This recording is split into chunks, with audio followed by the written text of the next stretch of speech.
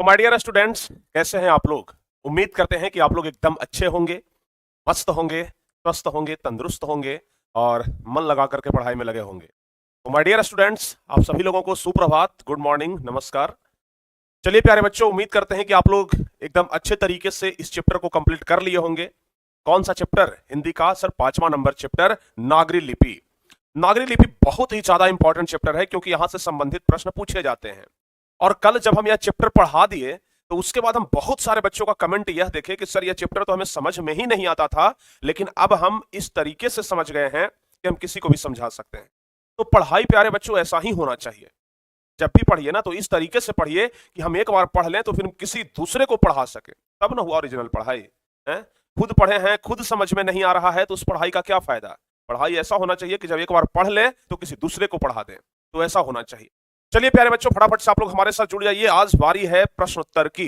यानी प्यारे बच्चों, आज हम लोग हिंदी चैप्टर 5 नागरी लिपि का टोटल क्या करने वाले हैं? प्रश्न उत्तर करने वाले हैं।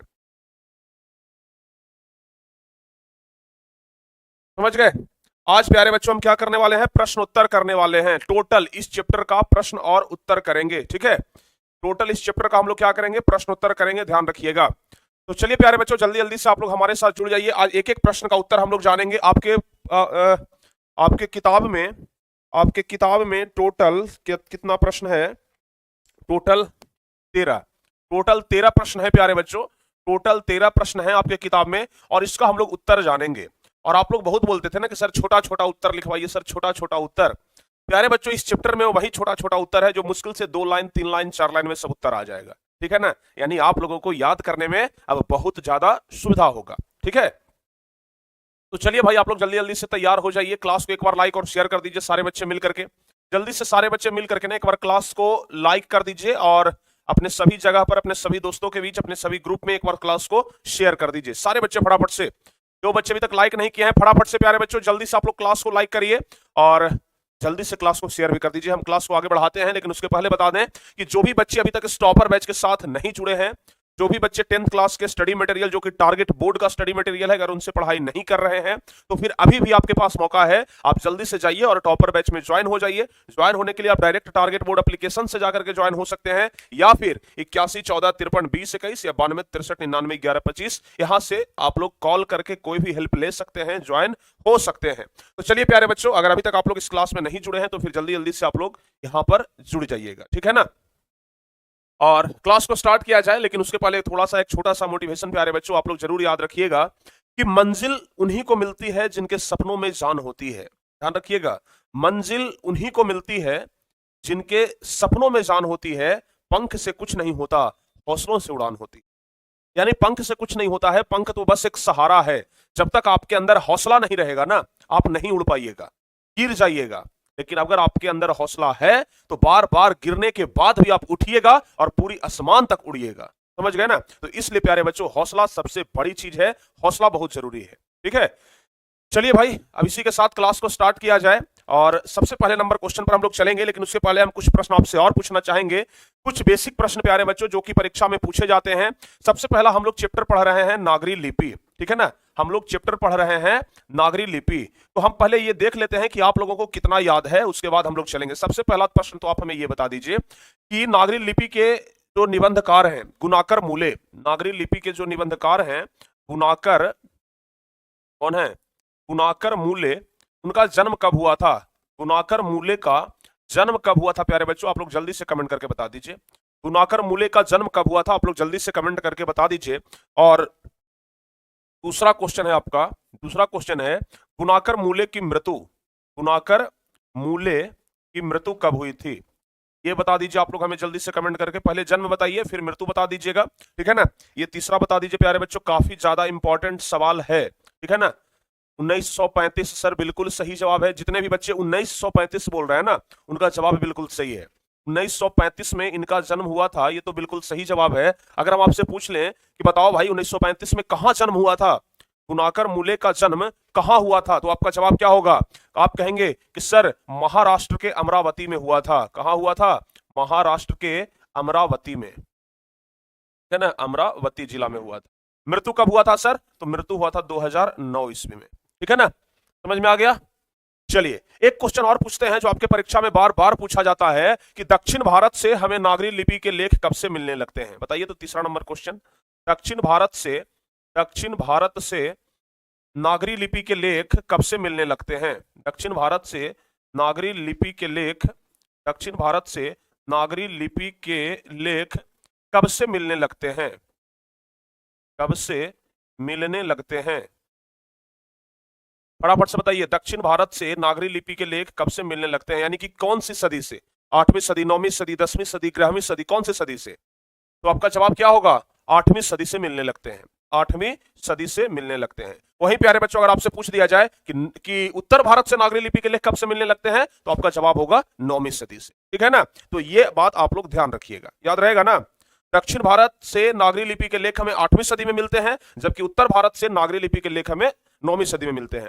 अगर आपसे पूछा जाए कि दक्षिण भारत की नागरी लिपि को क्या नाम से जाना जाता है, दक्षिण भारत की नागरी लिपि को क्या कहा जाता है, तो आपका जवाब क्या होगा? दक्षिण भारत की नागरी लिपि को क्या कहा जाता है? तो आपका जवाब होगा नंदी नागरी कहा जाता है। क्या कहा जाता है? दक्षिण भारत की नागरी लिपि को नंदी नागरी कहा जाता है। ये बात पिछले क्लास में बताए थे ना, दक्षिण भारत की नागरी लिपि को नंदी नागरी कहा जाता है। अगर हम आपसे पूछ लें कि उत्तर भारत की नागरी लिपि को क्या कहा जाता है, तो उत्तर भारत की नागरी लिपि को देवनागरी कहा जाता है। क्या कहा जाता है? देवनागरी कहा जाता है। तो ये सब प्रश्न आपको ऑब्जेक्टिव में हम बता देंगे, आप लोग याद रखिएगा। हालांकि एकदम ऐसे ही कंठस्थ याद होना चाहिए कि प्रश्न भी खुद से बनाएं और उसका आंसर भी खुद से हम दें, तब ना याद होगा। बताइए, समझ गए ना? चलिए प्यारे बच्चों, हम लोग चलते हैं पहले नंबर प्रश्न की ओर। पहले नंबर प्रश्न की ओर हम लोग बढ़ते हैं, और पहला नंबर प्रश्न तो हम लोग देखेंगे, लेकिन उसके पहले हम सारांश भी आपको बताएंगे, लेकिन सारांश लास्ट में बताएंगे। पहले प्रश्न उत्तर देख लेते हैं। देख लीजिए कितना छोटा छोटा प्रश्न उत्तर है, समझ गए ना? आप लोग को तो इतना ही छोटा चाहिए ना, एकदम मनपसंदी। तो ये ऐसा नहीं है कि हम कॉम्प्रोमाइज करके छोटा कर दिए हैं, वस्तुतः प्यारे बच्चों ये छोटा है ही, समझ गए ना? हम कॉम्प्रोमाइज नहीं किए हैं, आप लोग की बात नहीं माने हैं कि हाँ सर छोटा कर दीजिए, तो हम छोटा कर दिए हैं। इसका रियल में प्यारे बच्चों आंसर छोटा छोटा है, समझ गए ना? जैसे पहला नंबर क्वेश्चन हमारा है, प्रश्न 1 है कि देवनागरी लिपि के अक्षरों में स्थिरता कैसे आई? पहला नंबर प्रश्न है कि देवनागरी लिपि के अक्षरों में स्थिरता कैसे आई? जवाब क्या होगा? देवनागरी लिपि के अक्षरों में स्थिरता कैसे आई? तो लिखेंगे कि करीब 2 सदी पहले पहली बार इस लिपि के टाइप बने और इसमें पुस्तकें छपने लगी, इसलिए इसके अक्षरों में स्थिरता आ गई। कल हम लोग पढ़े थे ना कि देवनागरी लिपि लगभग 2 सदी पहले बना, ठीक है ना? करीब 2 सदी पहले पहली बार इस लिपि के टाइप बने और इसमें पुस्तकें छपने लगी, इसलिए इसके अक्षरों में क्या आ गई? स्थिरता आ गई। ठीक है? तो पहला नंबर क्वेश्चन एकदम आसान है, कहीं कोई हार्ड ही नहीं है, ज्यादा जोर लगाना नहीं है, ठीक है ना? हाँ, समझ गए? चलिए बहुत बढ़िया। अब चलिए प्यारे बच्चों, प्रश्न संख्या 2 देखते हैं। दूसरा नंबर क्वेश्चन है कि देवनागरी लिपि में कौन कौन सी भाषाएं लिखी जाती है? कल बताए थे ना, अपना मन से जरा एक बार बोलिए तो कौन कौन सी भाषाएं लिखी जाती है? देवनागरी लिपि में कौन कौन सी भाषाएं लिखी जाती है, जरा अपना मन से आप लोग बताइए, अपना मन से जरा बताइए आप लोग कि देवनागरी लिपि में कौन कौन सी भाषाएं लिखी जाती है। मैथ का क्लास प्यारे बच्चों 11 बजे से है, लेकिन हम लगातार प्रयास कर रहे हैं कि मैथ का क्लास का टाइम जो है ना वो चेंज किया जाए। शाम में हम कोशिश कर रहे हैं कि किसी भी तरीके से हो तो शाम में ही रख दिया जाए। क्या कहते हैं आप लोग?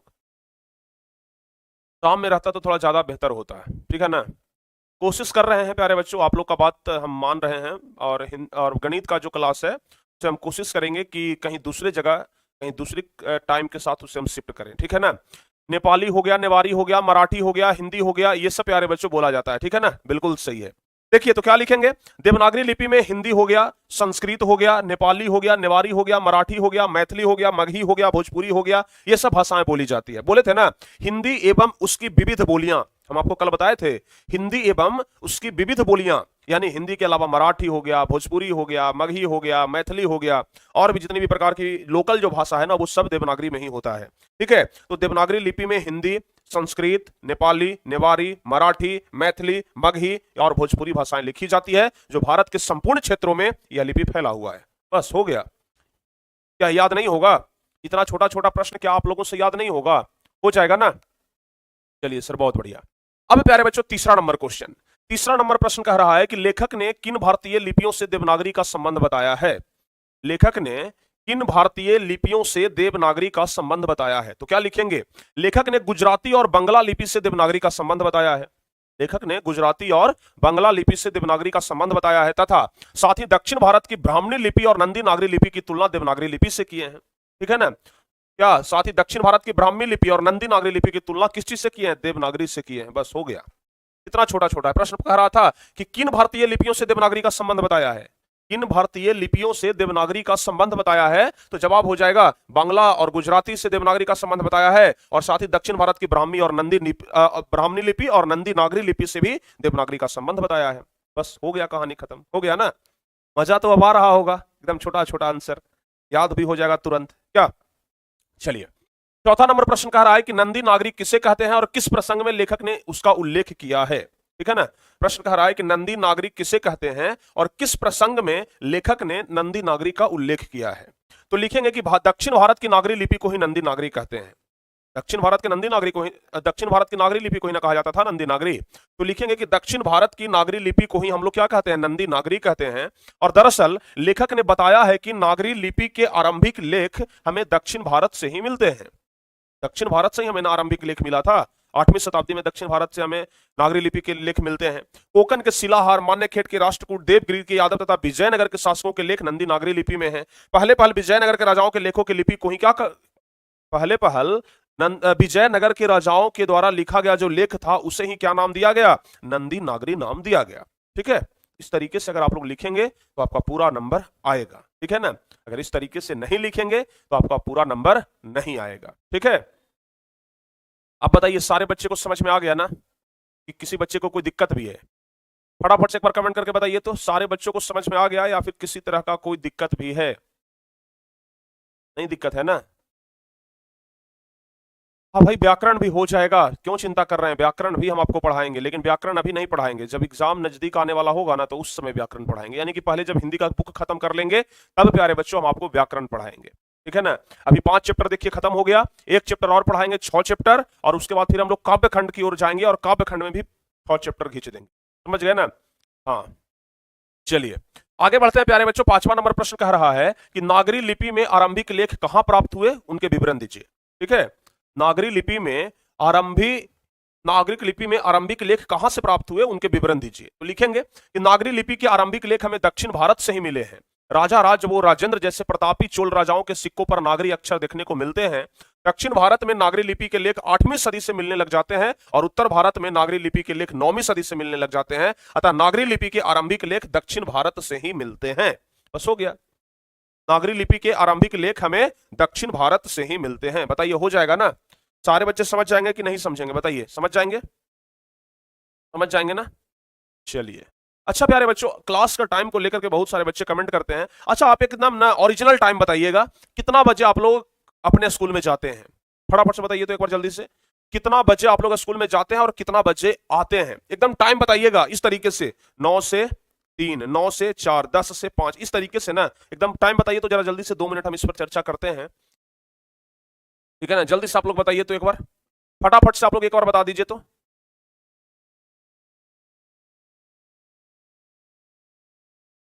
9 बजे जाते हैं। 9 से कितना बजे तक रहते हैं?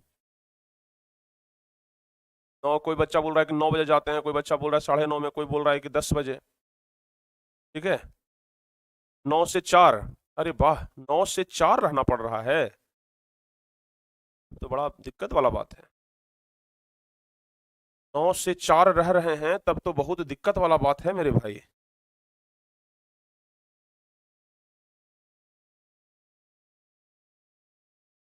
बच्चे लिख रहे हैं कि 10 से 4, कुछ बच्चे लिख रहे हैं 9 से 4। है ना। ऐसा करिए प्यारे बच्चों, हमें एक टाइम तो बड़ा अच्छा लग रहा है कि नहीं, उस टाइम में कुछ ना कुछ हो सकता है, क्या बता दें? हैं? हमें लगता है ना कि आप लोग 9 बजे मत जाइए पढ़ने के लिए, 10 बजे जाइए, क्योंकि 10 बजे के बिना तो स्कूल भी नहीं खुलता होगा। 9 बजे से जाकर के क्या करिएगा? 10 बजे आराम से जाइए और फिर 3 बजे 4 बजे जो बजे आना है जो आइए। समझ गए ना? 9 बजे मत जाइए, 10 बजे जाइए, जो कि सुबह वाला एक क्लास है ना 9 से 10, उसको करके जाइए कम से कम। समझ गए? एकदम सुबह में तैयार उयार होकर के बैठ जाइए। 10 बजे जैसे ही क्लास खत्म होता है आप तुरंत निकल जाइए स्कूल के लिए और आराम से स्कूल भी कर लीजिए। ठीक है ना। तो 10 बजे जाइए।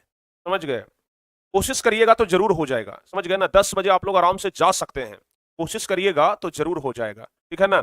और गणित का क्लास प्यारे बच्चों अगर हम शाम में 6 से 7 कर दें तो कैसा रहेगा? 6 से 7 अपना गणित का क्लास रहेगा, उसके बाद 7 से 8 हम अपना क्लास ले लेंगे, कैसा रहेगा? जरा एक बार बताइए तो। अरे स्कूल खुल जाता है उससे मतलब नहीं है मेरे भाई, स्कूल तो 8 बजे खुल जाएगा, तो आप 8 बजे से चल जाइएगा। 10 बजे कम से कम जाने का प्रयास करिए, 10 बजे तो स्कूल होता है, ठीक है ना। हाँ, नहीं जाते हैं उनके लिए तो कोई दिक्कत ही नहीं है, नहीं जाते हैं वो तो एकदम जिंदाबाद है, स्वतंत्र है, ठीक है ना, आजाद है, कहीं भी उड़ सकते हैं, ठीक है। हाँ, गणित का क्लास 11 बजे से है, बच्चों का दिक्कत हो रहा है, तो गणित का क्लास अगर प्यारे बच्चों शाम में 6 बजे से हो जाए तो कैसा रहेगा, एक बार जल्दी से आप कमेंट करके बताइए तो। गणित का क्लास अगर शाम में 6 बजे से हो जाए तो कैसा रहेगा, इस पर आप लोग विचार करिएगा, या फिर लास्ट में हम वोटिंग करवा लेंगे। आज शाम वाले क्लास में ना इस पर हम चर्चा करते हैं, अभी छोड़ दीजिए, ठीक है, अभी हम शाम वाले क्लास में चर्चा करेंगे।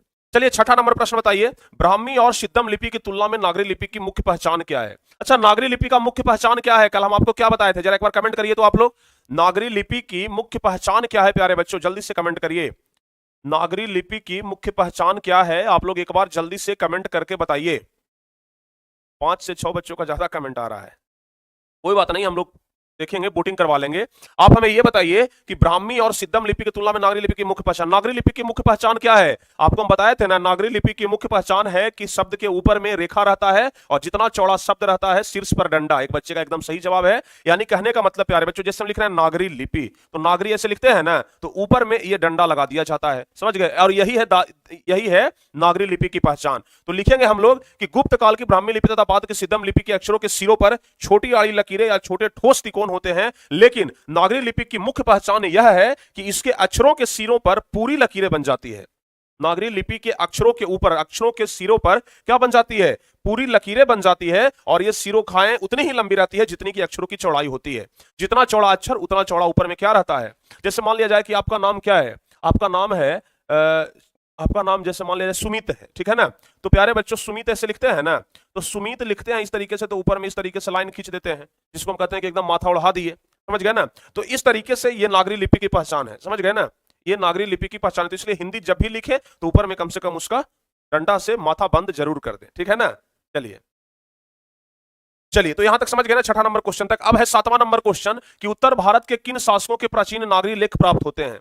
उत्तर भारत के किन शासकों के नागरी लेख प्राप्त होते हैं, तो क्या लिखेंगे, लिखेंगे कि उत्तर भारत में इस्लामी शासक की नींव डालने वाले महमूद गजनबी के लाहौर के टकसाल में ढाले गए चांदी के सिक्कों पर भी हम नागरी लिपि के शब्द देखते हैं।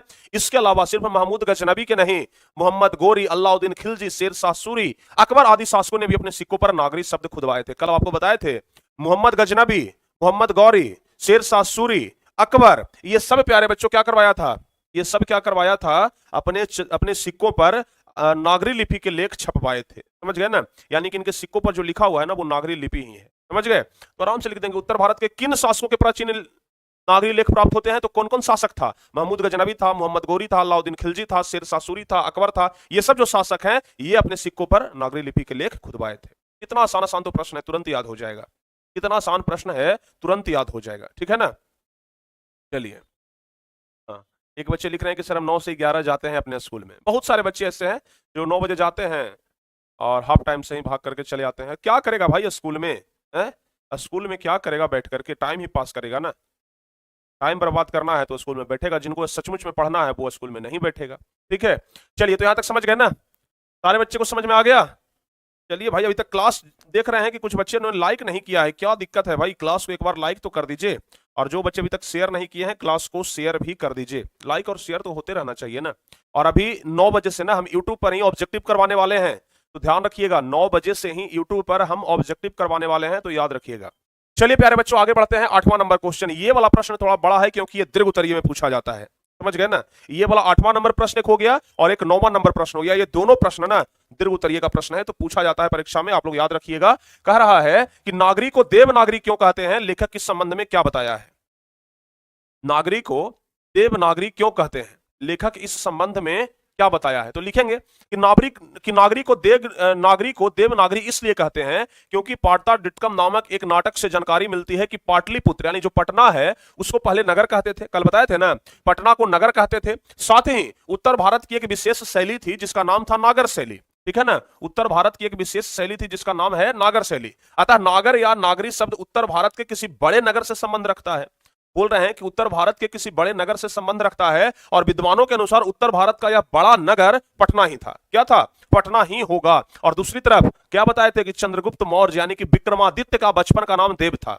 विक्रमादित्य का व्यक्तिगत नाम क्या था? देव था। तो इसलिए देव शब्द यहां से उठा लिया और नागरी वहां से उठा लिया। इसलिए गुप्तों की राजधानी पटना को देवनगर भी कहा जाता था और देवनगर की लिपि होने से उत्तर भारत की प्रमुख लिपि को बाद में देवनागरी नाम दिया गया था। यही ना बताए थे देवनागरी के बारे में, यही ना बताए थे कि सबसे पहला बात तो ये कि पटना एक नगर था, ठीक है ना, पटना एक नगर था और उत्तर भारत की एक शैली थी, विशेष शैली, जिसे नागरी शैली कहा जाता था। और चंद्रगुप्त मौर्य जिसको विक्रमादित्य बोलते हैं, उनके बचपन का नाम या फिर उनका व्यक्तिगत नाम देव था। तो देव इधर से और नागरी उधर से, तो दोनों मिलाकर के क्या बन गया? देवनागरी बन गया। ठीक है ना, बताइए याद रहेगा ना? चलिए सर, याद हो जाएगा। अब प्यारे बच्चों, 9वां नंबर क्वेश्चन भी ज्यादा बड़ा नहीं है, इतना ही है कि नागरी की उत्पत्ति के संबंध में लेखक का क्या कहना है। लगभग सेम ही है ये वाला। देखिए, नागरी को देवनागरी क्यों कहते हैं और नागरी की उत्पत्ति के संबंध में लेखक का क्या कहना है, पटना से नागरी का क्या संबंध लेखक ने बताया है। 8वां नंबर क्वेश्चन और 9वां नंबर क्वेश्चन दोनों का जवाब लगभग सेम ही है, ठीक है ना, ज्यादा अंतर नहीं है। तो कह रहा है कि नागरी की उत्पत्ति के संबंध में लेखक का क्या कहना है, पटना से नागरी का संबंध लेखक ने क्या बताया है। तो लिखेंगे, नागरी की उत्पत्ति के संबंध में लेखक का कहना है कि यह सत्य है कि नागरी शब्द किसी नगर अर्थात किसी बड़े शहर से संबंधित है और यह जानकारी भी मिलती है कि पाटलिपुत्र अर्थात पटना को नगर कहते थे, ठीक है ना, पाटलिपुत्र अर्थात पटना को नगर कहते थे। और स्थापत्य की उत्तर भारत की एक विशेष शैली को क्या कहा जाता है? नागर शैली कहा जाता है। अतः नागर या नागरी शब्द उत्तर भारत के किसी बड़े नगर से संबंध रखता है और यह बड़ा शहर कौन हो सकता है? तो पटना ही हो सकता है, ठीक है ना, आराम से लिखा जाएगा, लिखा जाएगा ना, समझ गए? चलिए, बहुत बढ़िया।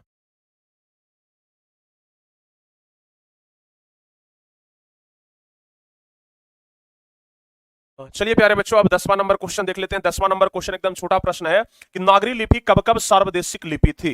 नागरी लिपि कब कब सार्वदेशिक लिपि थी? तो लिखेंगे, ईसा की 8वीं सदी से 11वीं शताब्दियों में, 8वीं सदी से 11वीं सदी में हम नागरी लिपि को पूरे देश में व्याप्त देखते हैं। उस समय यह एक सार्वदेशिक लिपि थी, यानी कि 8वीं सदी से 11वीं सदी के बीच में ना ये पूरे देश में फैल गया था नागरी लिपि। 8वीं सदी से 11वीं सदी के मध्य में ये पूरे देश में फैल गया था। तो पूरे देश में फैल गया तो क्या कहेंगे? पूरे देश में फैल गया, इसलिए इसको कहते हैं सार्वदेशिक लिपि, संपूर्ण देश में फैल। चलिए, प्रश्न संख्या 11 कह रहा है कि नागरी लिपि के साथ साथ किसका जन्म होता है? नागरी लिपि के साथ साथ किनका जन्म होता है, इस संबंध में लेखक क्या जानकारी देता है? नागरी लिपि के साथ साथ किसका जन्म होता है, इस संबंध में लेखक क्या जानकारी देता है? तो लिखेंगे, नागरी लिपि के साथ साथ अनेक प्रादेशिक भाषाएं भी जन्म लेती है। नागरी लिपि के साथ साथ अनेक प्रादेशिक भाषाएं भी जन्म लेती है। 8वीं 9वीं सदी से आरंभिक हिंदी साहित्य मिलने लग जाता है और इसी काल में भारतीय आर्य भाषा परिवार की आधुनिक भाषाएं मराठी, बंगला आदि भाषाएं भी जन्म ले रही थी। हमें तो लगता है ना कि हिंदी एक बार अगर समझ लीजिए तो समझ में आ जाता है और उसका क्वेश्चन आंसर आप खुद से बना सकते हैं। अब देखिए ना भला, कितना आसान क्वेश्चन है कि आप खुद से लिख सकते हैं इसका आंसर, क्योंकि कल हम इतना प्यार से आपको समझाए थे पूरा कि आप लोग आराम से लिख सकते हैं क्या, ठीक है ना। चलिए, तो प्यारे बच्चों, हम लोग 11 तक पहुंच गए। अब है 12 नंबर क्वेश्चन कि गुर्जर प्रतिहार कौन थे? गुर्जर प्रतिहार कौन थे? तो आपका जवाब क्या होगा? लिखेंगे कि अनेक विद्वानों का यह मत है कि ये गुर्जर प्रतिहार बाहर से भारत आए थे। अनेक विद्वानों का यह मत है कि गुर्जर प्रतिहार बाहर से भारत आए थे और ईसा की 8वीं सदी की पूर्वार्ध में, ईसा की 8वीं सदी की पूर्वार्ध में अवंती प्रदेश में इन्होंने अपना शासन खड़ा किया और बाद में कन्नौज पर भी अधिकार कर लिया था। मिहिर भोज, महेंद्रपाल आदि प्रख्यात प्रतिहार शासक हुए। मिहिर भोज की ग्वालियर प्रशस्ति भी है जो नागरी लिपि यानी कि संस्कृत भाषा में है। समझ गए ना, नागरी लिपि यानी कि संस्कृत भाषा में। तो एकदम आसान प्रश्न है भाई, आराम से लिख लेंगे। और अब यह है सबसे लास्ट क्वेश्चन 13 नंबर। अब प्यारे बच्चों, 13 नंबर सबसे आखिरी प्रश्न है, सबसे लास्ट क्वेश्चन है। कह रहा है कि निबंध के आधार पर काल क्रम से नागरी लेखों के संबंधित प्रमाण इस प्रकार मिलते हैं। पहले क्वेश्चन पढ़ लेते हैं कि निबंध के आधार पर काल क्रम से नागरी लेखों से संबंधित प्रमाण प्रस्तुत करें। प्रश्न यही ने कह रहा है कि निबंध के आधार पर काल क्रम से नागरी लेखों से संबंधित प्रमाण क्या करें? प्रस्तुत करें। तो क्या करेंगे? इसमें लिखेंगे कि निबंध के आधार पर काल क्रम से नागरी लेखों से संबंधित प्रमाण इस प्रकार मिलते हैं कि 11वीं शताब्दी में राजेंद्र जैसे प्रतापी चोल राजाओं के सिक्कों पर वीर केरलस्य जैसे शब्द क्या है? नागरी लिपि में अंकित है। चोल राजाओं के सिक्कों पर वीर केरलस्य जैसे जो शब्द होते थे वो नागरी लिपि में होते थे। दक्षिण से प्राप्त भरयुग का पलयम ताम्रपत्र भी नागरी लिपि में ही 9वीं सदी की ही है। उसके अलावा 1000 ईस्वी के आर पार मालवा नगर में नागर लिपि का इस्तेमाल होता था। विक्रमादित्य के समय पटना में देवनागरी का प्रयोग मिलता है, ठीक है। उसके बाद ईसा की 8वीं से 11वीं शताब्दी में क्या कह रहा है? ईसा की 8वीं से 11वीं शताब्दी में नागरी लिपि पूरे भारत में व्याप्त थी। 8वीं सदी में दोहा कोस की तिब्बत से जो हस्तलिपि मिली है वह भी नागरी लिपि में है। यानी पूछ रहा यही कि नागरी लिपि के हमें प्रमाण कहां कहां से मिलते हैं, तो बस 4-5 प्रमाण दे देना है, 2-3 प्रमाण दे देना है, ठीक है ना। 554 ईस्वी में राष्ट्र राजा दंती दुर्ग का दान पत्र नागरी लिपि में भी प्राप्त हुआ है। 850 ईस्वी में जैन गणितज्ञ महावीराचार्य के गणित सार संग्रह की रचना मिलती है जो नागरी लिपि में है। तो प्रश्न आपसे यही पूछ रहा है कि नागरी लिपि के प्रमाण हमें कहां कहां से मिलते हैं, तो नागरी लिपि के प्रमाण हमें जहां से भी मिलता है उसके बारे में लिख देंगे, ठीक है ना। सर हिंदी चैप्टर 4 का पीडीएफ नहीं मिला है, एप्लीकेशन पर अपलोड कर दिए हैं, जाकर के देख लीजिएगा, ठीक है ना। हाँ जी, गणित का और गणित का भी 9वां नंबर चैप्टर का पीडीएफ और हिंदी का 4था नंबर चैप्टर का पीडीएफ हम सब एप्लीकेशन पर अपलोड कर दिए हैं, जाकर के देख लीजिएगा, ठीक है ना। सब एप्लीकेशन पर अपलोड है, ठीक है। हाँ जी, एप्लीकेशन पर अपलोड कर दिए हैं प्यारे बच्चों, जाकर के देख लीजिएगा, ठीक है ना। और आज इकोनॉमिक्स का भी हम डाल देंगे, आज इकोनॉमिक्स का भी हम 3रा नंबर चैप्टर का डाल देंगे, और हो सकता है तो इसका भी देखेंगे, लेकिन इसका तो कल ऑब्जेक्टिव करवाना है ना, तो इसलिए इसका आज नहीं डालेंगे, कल डालेंगे, ठीक है। चलिए प्यारे बच्चों, तो फटाफट से बताइए यहां तक सारे बच्चों को समझ में आ गया कि नहीं आया? यहां तक सारे बच्चों को समझ में आ गया कि नहीं आया? जल्दी से एक बार बता दीजिए, फटाफट से एक बार बताइए, समझ में आया कि नहीं आया? टोटल क्वेश्चन करवा दिए। अब प्यारे बच्चों यहां से ना एक क्वेश्चन और पूछा जाता है कि इसका सारांश लिखें, समझ गए ना, ये लगभग 8 नंबर का रहेगा। पूछा जाता है कि सारांश लिखें, तो सारांश आप लोग आराम से लिख सकते हैं, कहानी का शॉर्टकट रूप लिखना होता है सारांश में, तो कहानी का हम ये शॉर्टकट रूप लिखा दिए हैं, बस आसानी से के साथ आप लोग इसको लिख सकते हैं, समझ गए ना। पीडीएफ में दे देंगे प्यारे बच्चों, आप किस तरीके से, क्योंकि ये तो याद करने वाला चीज है नहीं कि सारांश आप याद करेंगे। अगर पूरा कहानी को जानते हैं तो बस उसको शॉर्टकट में लिखना है, अगर आप पूरा कहानी को जानते हैं तो उसे बस शॉर्टकट में लिखना है, वही आपका क्या कहला जाएगा? सारांश कहला जाएगा, समझ गए ना। तो इसे बस आसानी के साथ हम लोग लिख सकते हैं, सारांश के रूप में आराम से लिखा जाएगा, ठीक है। और कल प्यारे बच्चों क्या होने वाला है? कल होने वाला है इस चैप्टर का पूरा वीवीआई ऑब्जेक्टिव, ठीक है ना। वीवीआई ऑब्जेक्टिव यानी कि टोटल ऑब्जेक्टिव क्वेश्चन करवा देंगे, और सिर्फ ऑब्जेक्टिव ही नहीं, ऑब्जेक्टिव के साथ साथ objective plus question bank, objective plus question bank प्यारे बच्चों हम कल करवा देंगे, ठीक है ना। पूरा ऑब्जेक्टिव भी करवा देंगे और पूरा क्वेश्चन बैंक भी हम पूरा एनालिसिस करवा देंगे कल, ठीक है। यानी कि कल आपका ये चैप्टर क्या हो जाएगा? समाप्त हो जाएगा। कल 5वां नंबर चैप्टर आपका समाप्त हो जाएगा हिंदी का, ठीक है ना। उस तरीके से धीरे धीरे आगे बढ़ रहे हैं, पूरा एक दिन किताब खत्म कर देंगे, ठीक है ना। और 6 चैप्टर के बाद हम लोग काव्य खंड में चले जाएंगे, ओके। 6 चैप्टर के बाद हम लोग काव्य खंड में चले जाएंगे, चिंता मत करिएगा। अरे भाई हिंदी चैप्टर 4 का पीडीएफ मिल गया है, एप्लीकेशन में जाकर के देख लीजिएगा, एप्लीकेशन में डाल दिए हैं, है ना। अब जितना भी पीडीएफ डालेंगे ना सब एप्लीकेशन में ही डालेंगे, क्योंकि जो बच्चे व्हाट्सएप ग्रुप में जुड़े हुए हैं वो एप्लीकेशन में जुड़े हैं, तो फिर दिक्कत क्या है? तो अब हम एप्लीकेशन में ही डालेंगे, ठीक है। इनको जरूरत होगा एप्लीकेशन से डाउनलोड करिएगा, आराम से सब कुछ हो जाएगा, ठीक है ना। चलिए तो प्यारे बच्चों पूरा क्वेश्चन आंसर हम करवा दिए। अब इस क्लास को यहीं पर आज भर रहने देते हैं, अगली क्लास में हम आपको पूरा ऑब्जेक्टिव और क्वेश्चन बैंक करवा देंगे, ठीक है ना। अगली क्लास में पूरा ऑब्जेक्टिव करवा देंगे और पूरा क्वेश्चन बैंक करवा देंगे, बिल्कुल, ठीक है ना। तो चलिए प्यारे बच्चों अब आज इस क्लास को यहीं पर रहने दिया जाए। इंग्लिश का क्लास आपका 1-2 दिन में शुरू हो जाएगा, चिंता मत करिए, या फिर अगले सप्ताह के सोमवार से मान करके चलिए कि लगभग सोमवार से स्टार्ट हो जाएगा, ठीक है ना। तो रहने दीजिए प्यारे बच्चों, आज का क्लास यहीं पर समाप्त करते हैं और मिलते हैं अगली क्लास में। जाते जाते यही कहेंगे कि अगर आप लोग पढ़ रहे हैं तो और ज्यादा पढ़िए, अगर मेहनत कर रहे हैं तो और ज्यादा मेहनत करिए। जो बच्चे 4 घंटे पढ़ रहे हैं अब से 5 घंटे पढ़ना शुरू कर दीजिए, क्योंकि अब प्यारे बच्चों समय धीरे धीरे करीब आता जा रहा है, ठीक है ना। अब आप लोगों को ज्यादा समय नहीं है, समझ गए ना। और टाइमिंग के लिए हम लोग शाम में वोटिंग कर लेंगे और शाम में या फिर कम्युनिटी में हम लोग डाल देंगे, ठीक है ना। कम्युनिटी में डाल देंगे, कम्युनिटी में आराम से प्यारे बच्चों आप लोग वोटिंग कर लीजिएगा, वहां से पता चल जाएगा कि गणित का टाइम कितना बजे से होना चाहिए, ठीक है ना। मिलते हैं प्यारे बच्चों अगली क्लास में, तब तक के लिए जय हिंद, धन्यवाद।